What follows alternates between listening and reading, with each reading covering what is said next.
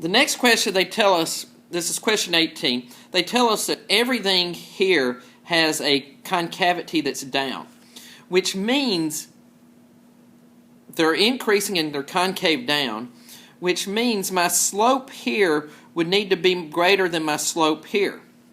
So what I can do is I can determine my slopes.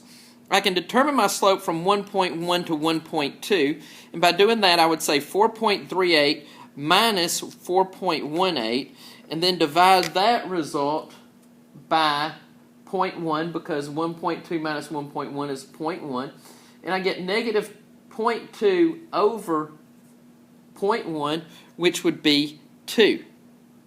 So that's going to be my slope here. Now, my slope here, I would have 4.56 minus 4.38 over 0.1. When I do that arithmetic and divide out, I get a slope of 1.8.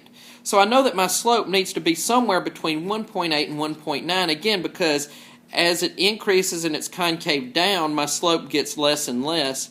So this slope right here would have to be between 1.8 and 2.0.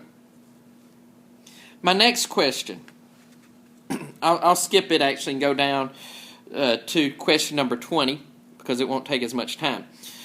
If we take, when it asks for extrema, that means it's taking the derivative. So here I'm taking the derivative of the antiderivative, so I just plug in x for t squared.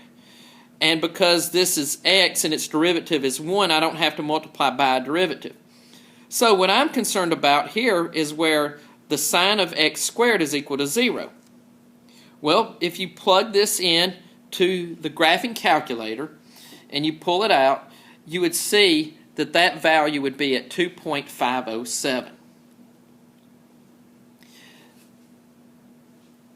Next question, when it says the average value of the function is going to be 0, that means that you need to have as much under the graph above as you do above the graph below.